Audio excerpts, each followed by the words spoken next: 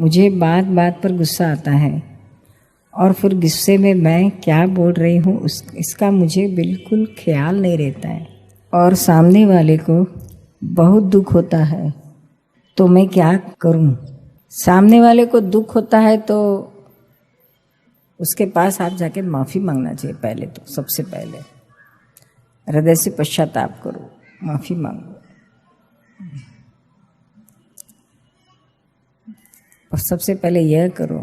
फिर बाद में आप बैठ के कुछ समय निकाल के एक चित लगा के कंसंट्रेशन से अपना भीतर में देखो, इंट्रोस्पेक्शन करो, अपने अंदर झांक के देखो कि हमारे अंदर क्या है,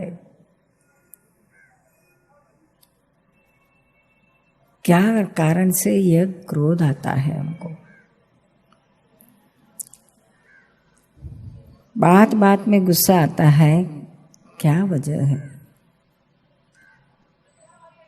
जो क्रोध मान माया लोभ होते हैं ना, यह हमारी ही कमजोरी है।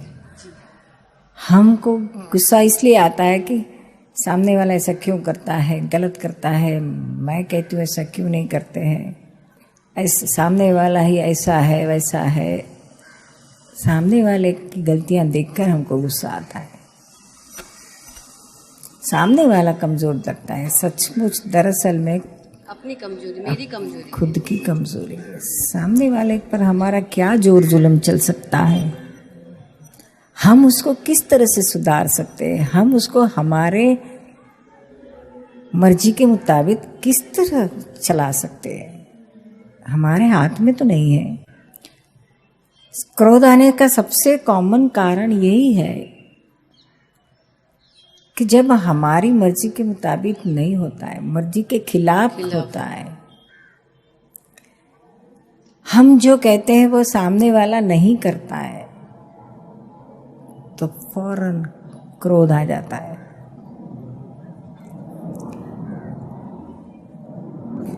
तो अपने अंदर तलाश करो कि हमारा सामने वाले पर कितना कंट्रोल हो सकता है, हमारी मर्जी के मुताबिक वो कितना चल सकता है।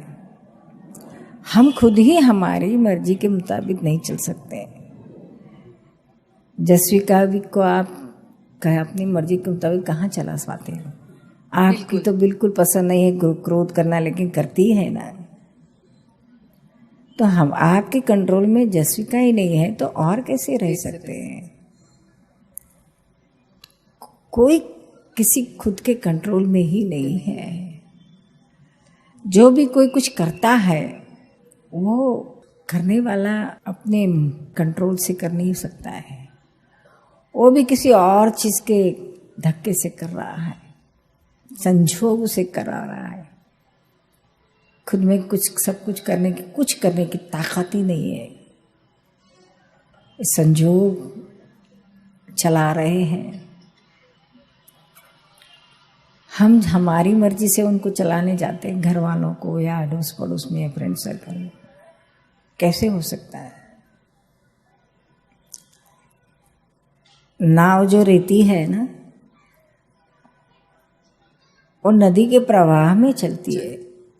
उसका प्रवाह के जो है संजोग, वो नदी नाव का जो संजोग है, नाव के हाथ में कंट्रोल नहीं है, वो प्रवाह के कंट्रोल से चलती है।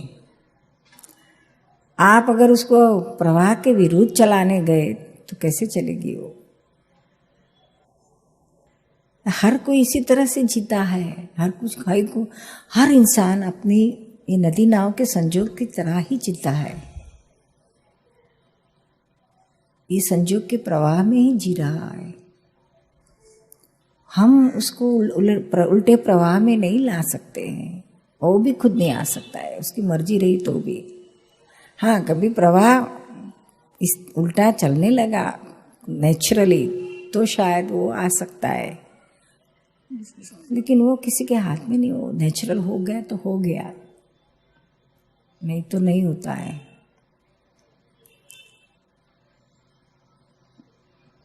सामने वाले को इस तरह से देखो कि वो उसके कंट्रोल में नहीं है, तो हमारे कंट्रोल में कैसे रहेगा।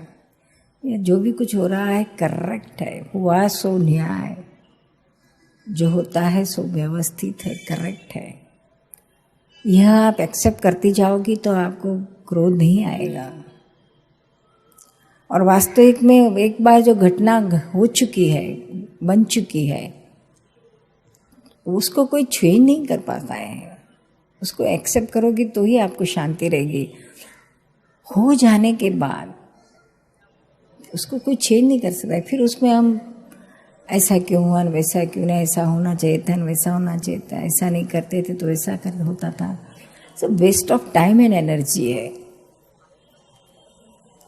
इससे बेटर है उसको एक्सेप्ट कर लो। जो हो गया न्याय है, करेक्ट है। तो वो भी डिस्चार्ज है अपने मत। मन भी डिस्चार्ज, बुद्धि भी डिस्चार्ज, अहंकार भी डिस्चार्ज, चित्त अंतस्करण और बाह्यकरण सभी डिस्चार्ज वाला। चित्त कैसे डिस्चार्ज होता है? चित्त यानी क्या है कि अभी नहीं, आपको नहीं चाहे तो भी चले जाता है ना। हाँ, किसी को खाने में चित्त चले जाता है, किसी को विषय में चित्त चले जाता है, किसी को मान में चाहेगा। चले तो जाते हैं, लेकिन क्या करना है? तो करने का कुछ नहीं, उसको जानने का कि ये सतीश का चित्त कहाँ कहाँ चले जाता है, उसको देखो। और किसी के ऊपर मोह दृष्टि हो तो उसके प्रतिकोण प्रत्याख्यान कराओ। किसी के प्रति द्वेष दृष्टि हो गई तो वहां प्रतिकोण कराते जाओ। वो इमीडिएटली जितना होता है उतना ही, बाद में नहीं होता। बस चलेगा, वो भी कम होते जाएगा। और उसको जानने से, उसको जुदा देखने का, सतीश का चित्त जा रहा है, मैं तो शुद्ध आत्मा हूँ, वो भी कभी कभार होता है ना। धीरे धीरे बढ़ेगा। ये क्या है कि ये भरा हुआ माल है, अभी उसको संभाव से निकाल करना है। 10-15 मिनट, आधा घंटा, 1 घंटे के लिए सामयिक में देखो सारे दिन में कहाँ कहाँ गलतियां हो गई, कहाँ कहाँ शुद्ध उपयोग नहीं रहा, कहाँ 5 आज्ञा मिस हो गई, वापस रिसेट करो तो धीरे धीरे शक्ति बढ़ते जाएगी। ये जागृति से ही कचरा कम होएगा। किसी को दुख देने से पाप कर्म बंधा जाता है और किसी को सुख देने से पुण्य कर्म बंधा जाता है। आप कहते हैं मैं मेरी पत्नी के लिए कितना करता हूँ, बैल के जैसा सारा दिन काम करता हूँ, लेकिन लाख करते हो, लेकिन और दूसरी ओर उसको आपसे दुख भी तो होता है, तो वो भी पाप भी तो आता है, पुण्य भी आता है, पाप भी आता है। तो क्यों ये हम पाप में पड़े? और अगर दुख हो गया तो उसका उपाय है, ये प्रतिक्रमण करो तो आपको ऑन द स्पॉट प्रतिक्रमण अंदर पश्चाताप होना, माफ़ी मांगना कि गलत हुआ है, ऐसा नहीं होना चाहिए। वो भी, उसको भी तो जीने का राइट है, वो भी करती है हमारे साथ। सब छोड़ के आई है, अपना घर बार, माँ बाप, भाई बहन, सब कुछ छोड़ के आई है। किसके लिए आई है? पति को सुख देगा ये आशा से आई है। हमारी आश्रित है, आश्रित को आश्रय देना पति का ड्यूटी है, फर्ज है। तो उतना करो तो क्या, ईगो ही बीच में मार डालता है। क्या इसका फायदा है? किसी का सुख छीन लेता है, वो ईगो को क्या करने का है? पॉजिटिव ईगो रखो, किसी को सुख देने का, तो भी कुछ काम का है। कुछ भी हो जाए, सारी दुनिया से मैं लड़ लूंगा, लेकिन अपनी पत्नी से तो नहीं लड़ूंगा, ऐसा रखो। क्योंकि यही अच्छा है। हमको एक दादाजी को एक मिला था, एक आदमी मिला था, बहुत अच्छा है, मुस्लिम है, वो बहुत समझदार था। वो क्यों कौन समझदार है, पत्नी को बहुत अच्छी तरह से रखते हैं, बीबी को हाथ में बहुत अच्छा रखते हैं। तो एक दिन वो अपने बहुत प्रेम से अपने घर पर ले गया। बहुत सुपरवाइजर, बहुत साधारण स्थिति का था, पुअर फैमिली का, लेकिन वो और उसकी पत्नी एक छोटी सी खोली में रहते थे। दादाजी को ले गए, चाय पानी कराया, तो उसके घर का एटमॉस्फेयर बहुत अच्छा लगा। तो दादाजी ने पूछा कि कभी तेरे पति पत्नी के बीच में कुछ झगड़ा वगड़ा होता है? तो मियाँ कहने लगा, क्या बात करते हो, कभी नहीं, मैं अपनी बीबी के साथ कभी झगड़ा नहीं करता हूँ। क्या बात करता है कभी? अरे हमारे हम लोग तो बहुत झगड़े करते हैं सब लोग। नहीं, मैं नहीं करता हूँ। बहुत मुझे खुजली आई झगड़े करने की तो मैं बाहर जाके झगड़ करके आता हूँ, लेकिन घर में तो नहीं करता हूँ, इसको बहुत संभालता हूँ मैं। अरे कभी तो होता होगा, कभी वो जीत लेंगे पैठी, ऐसा ये होना है मुझे, आज तो मुझे मीट ला के दो, मुझे अच्छा खाना बनाने का है, ऐसा करने का है, कुछ ऐसे जिद करके बैठी, तो आप नहीं ला सके, ऐसा हो तो फिर क्या करोगे? तो क्या मैं उसको मनाता हूँ, बहुत कहता, बहुत ये करती, तो मैं उसको कहता हूँ मेरी हालत मैं जानूँ, तू क्या जाने, ऐसा करके भी उसको मना लेता हूँ। तो दादाजी कहने लगे, अरे कभी तो भी तो झगड़ा होता होगा, कभी तेरी बात नहीं मानती नहीं तो क्या करोगा तुम? तो कुछ नहीं, मैं मेरी बीबी को झूले में बिठा के जरा झूला झुला देता हूँ, खुश हो जाती है। सब झूले बांध दो, कुछ उपाय तो करो जिसके साथ रहना। फिर दादाजी का ऐसा, क्यों तुम ऐसा झगड़ता नहीं, क्या कहा? देखो मेरे पास एक ही खोली है, ये हम दोनों इसमें रहते हैं। अगर बीबी के साथ मैं झगड़ा करूं तो मुझे बाहर सोना पड़ेगा, मैं झगड़ा वगड़ा नहीं करता हूं। एक यहाँ तो घर के बाहर है, लेकिन आपको बेडरूम के बाहर तो जाना पड़ेगा। एक भाई था, एक हकीम था, वो भी मुस्लिम था, बहुत यंग था, 25 साल का था। वो आया दादाजी के पास, तो पूछे, दादाजी ने उसको पूछा कि तेरी शादी हुई? तो कहा अभी अभी हुई, 8 महीने हुए। तो कभी झगड़ा हो? तो ना कभी नहीं, लेकिन नहीं हुई इसलिए। नहीं साहब, कभी झगड़ा नहीं होता है, मैं कभी झगड़ा भी नहीं करूँगा। क्यों, क्या बात है, कैसी समझ है तेरे पास? तो कहने लगा, अरे क्या बताऊं, बीबी तो मेरे मुंह का पान, उसके साथ अगर मैं झगड़ा करूं तो मुझे अच्छा अच्छा खाना बना के कान खिलाएगा। मैं खाने का बहुत शौकीन हूँ, मैं कभी अपनी बीबी के साथ नहीं झगड़ा करता हूँ, उसको अच्छा रखता हूँ। बोले इतना थोड़ा सा भी सीख लो तो कितना अच्छा होगा, घर में क्लेश नहीं होगा। मिल सकती है, आप उनकी कुछ वेदना कम कर सकते हो या ले सकते हो। कई संत ऐसा कहते हैं कि दूसरों की वेदना उसमें ले लेते हैं, तो उसमें क्या तथ्य है? अरे नहीं भाई नहीं, किसी की वेदना नहीं ले सकता है। जब भीष्म पिता को बहुत बाण लगे थे, श्री कृष्ण भगवान वहां हाजिर थे, उन्होंने इतनी भी वेदना नहीं ली, न ले सके। कोई किसी का कर्म न ले सकता है, न दे सकता है, फिर उसमें कोई फेर करना नहीं सकता है। हम तो किस खेत की मूली, किसकी कोई हैसियत नहीं है ऐसा फेर करने की। हाँ, ये लोग कहते कि आपके आने से हमको बहुत शांति लगी, अच्छा लगा। वो क्या आइंदन उसकी साइकोलॉजी चेंज हो जाती है, मानसिक स्थिति चेंज हो जाती है। संत आने से, हम ज्ञानी आने से थोड़ा वातावरण चेंज होता है। उसको लगता है कि हाँ मुझे आशीर्वाद मिल गया, अभी मेरी गति सुधर जाएगी। उसकी परिणति, उसको रास्ता बताते, कुछ गाइड करते कि ऐसा करो ऐसा करो ऐसा करो। तो ये उससे वो अपने आप फर्क लाता है, ये निमित्त बनता है, सिर्फ गाइड बनता है। संत को गाइड बनते हैं, ज्ञानी भी पहुंच गए तो गाइड बनते हैं। वो किसी का फर्क नहीं कर सकते हैं, क्या हो सकता है, पर ये निमित्त भाव से होता है, कर्ता नहीं हो सकता है। श्रीमद् राजचंद्र की बहुत अच्छी बात है। श्रीमद् राजचंद्र, उनके कुछ रिश्तेदार थे, वो उसको सनेपात हो गया था, तो बहुत उछलते थे, चिल्लाते थे, कितने जन उसको पकड़ के रखते थे, तो भी वो बस नहीं रहे होते पाते थे, भागते थे, दौड़ते थे। ऐसी बुरी हालत हो गई थी उसकी।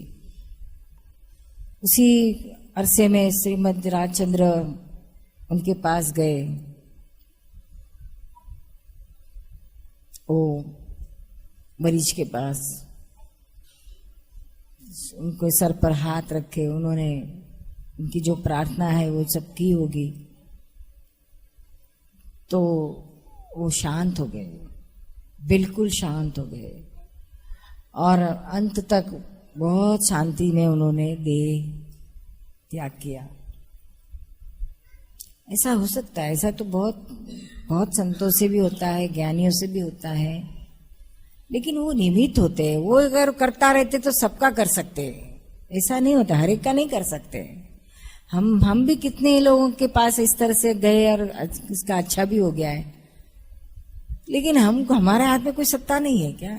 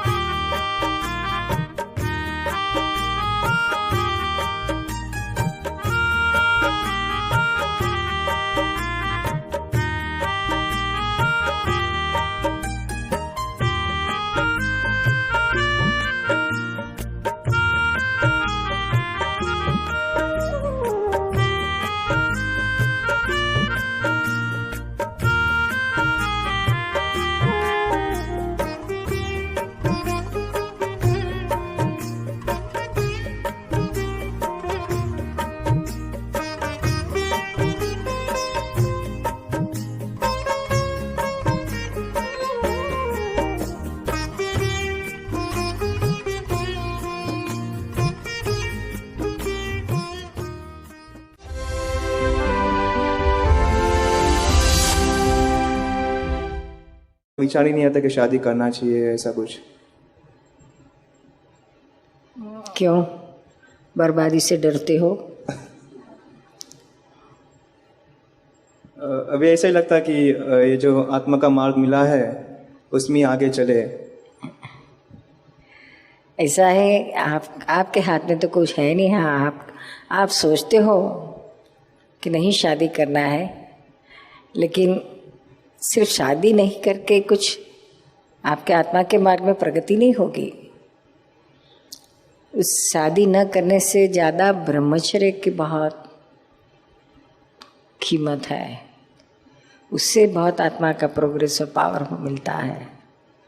और मन वचन काया से शुद्ध ब्रह्मचर्य होना चाहिए। मन बिगड़ता रहा और हम कहते हैं ब्रह्मचर्य है, साधु है। उससे बेहतर है कि आप शादी करके एक पत्नी में ही सीमित रहो अपना विषय। एक पत्नी व्रत अगर आप सिंसियरली रहो और किसी स्त्री की और आपकी दृष्टि भी ना बिगड़े, विचार भी ना आवे किसी के और के लिए, तो आप शादी करने के बाद भी ब्रह्मचारी हो सकते हो। अपनी पत्नी तक ही सीमित रहो। ये काल में इसको भी बड़ा ब्रह्मचर्य कहा है। तो यह भी एक रास्ता है। और शादी नहीं करना चाहते तो फिर ब्रह्मचर्य में आना चाहिए। मन वचन काया से शुद्ध ब्रह्मचर्य में आना चाहिए, तो कुछ सच्चा मार्ग आपको मिला ऐसा कहा जाएगा। दो में से जो भी आपके हिसाब में होगा उसको आप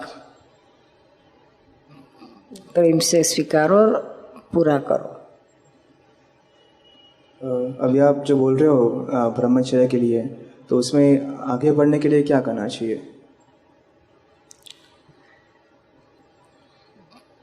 पहले तो स्ट्रांग निश्चय होना चाहिए। यही रास्ता है और दूसरा रास्ता नहीं है। और दृष्टि भी बिगड़ना नहीं चाहिए। और कहीं पीछे आगे कुछ बिगड़ी तो उसके लिए प्रतिक्रमण खूब करना चाहिए, पश्चाताप कर करके। और इतना ही नहीं, लेकिन ब्रह्मचारियों के संग में रहना बहुत ज़रूरी है। उनके वाइब्रेशंस बहुत हेल्पफुल है, हमको स्ट्रांग बनाते हैं। और सत्संग भी बहुत ज़रूरी है। बाहर तो कुसंग है ही, और इस कलयुग में तो कितना भयंकर विषयी वातावरण है। जहाँ देखो वहाँ विषय का ही वातावरण, कुसंग का ही वातावरण है। तो उससे बचने के लिए सत्संग का वातावरण ज़रूरी है। ज़्यादा जितना मिले उतना अच्छा है। और कंटिन्यूअस प्रखर ब्रह्मचारी का गाइडेंस लेते रहना पड़ेगा। कहीं भी कुछ मुसीबत आ जाए, आपका मन विचलित हो जाए, तो उसको स्थिर करने के लिए सर पर कोई रखे, आपने सर पर ज्ञानी को रखे, स्ट्रॉन्ग ब्रह्मचारी को रखे, तो आपको उसका रास्ता मिलते जाएगा।